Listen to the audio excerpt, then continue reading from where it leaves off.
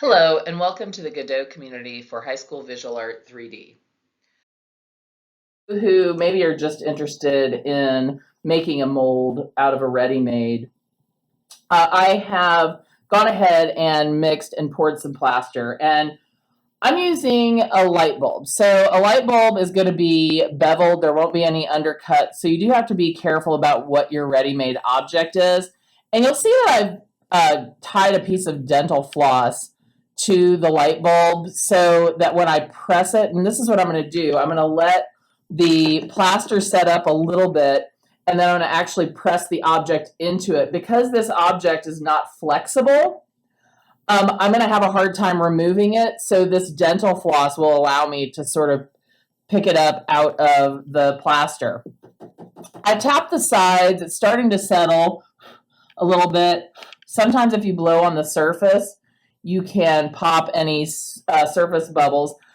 For a release agent on this, I've actually sprayed it with a cooking spray, and I marked, you can see a little bit here and around, some of the ink has come off, but about the halfway point, so I'll know when to stop pushing it into my plaster.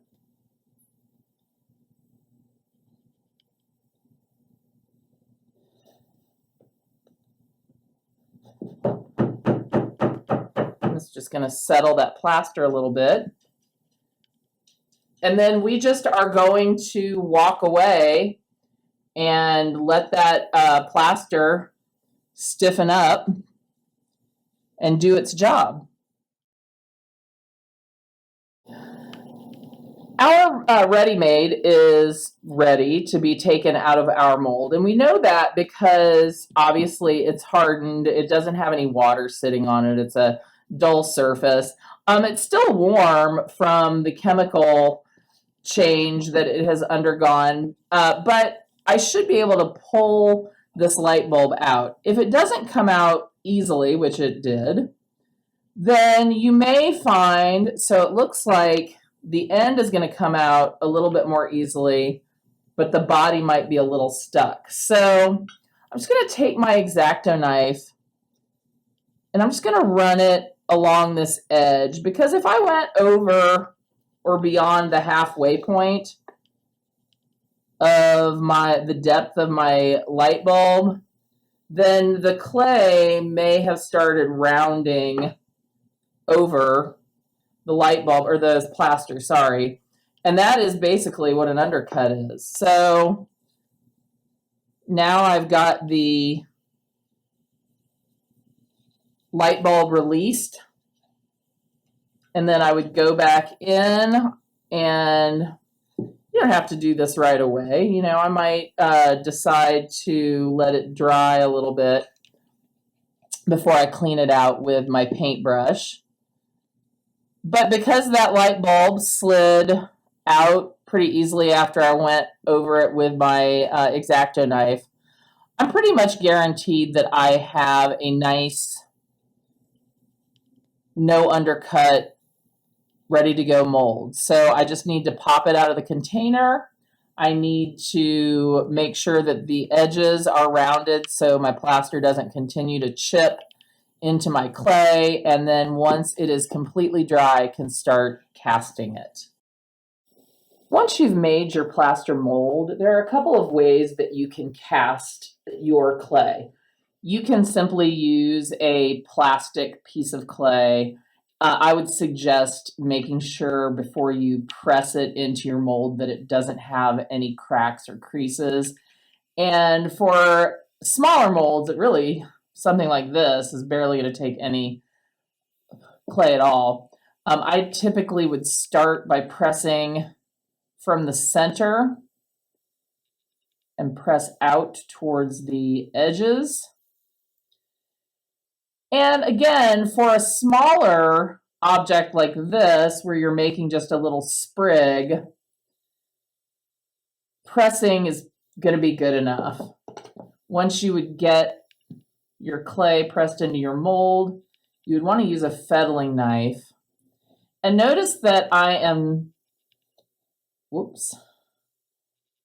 cutting from the center of the mold out, because I don't want to pull the mold away from, or I don't want to pull the cast piece away from the wall of the mold. And a lot of this stuff that I'm trimming away, it's not a lot of clay. I would probably discard instead of trying to recycle it or put it back in the bag, because little bits of plaster might be getting mixed in with the clay, and we don't want to mix clay and plaster together if we can help it. So again, this is a pretty shallow sprig, so you wouldn't have a lot of wait time between casting and pulling from the mold. So I'm just gonna free up some of the arms of the starfish. And there you have your cast piece. Now, for larger forms, certainly if we were doing something with a 2-part mold, but even this 1-part mold here, if you really want to pick up nice, crisp detail, I suggest using casting slip. Casting slip is a weird and wonderful material to work with. It is not like regular slip in that it is not just clay that's been mixed with water. It is dry clay that is mixed with some water, but also a deflocculant, sodium silicate, has been added, and that's what makes it liquefy. And because the deflocculant, the platelets are not spread out, meaning the platelets in the clay are still close together.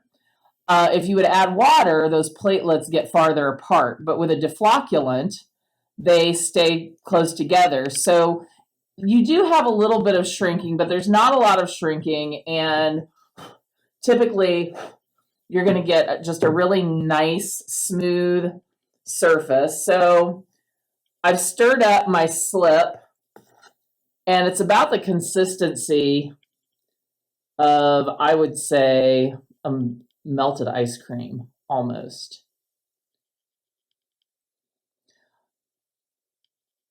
Casting slip is relatively inexpensive, but you can also find recipes for it. It's easy to make.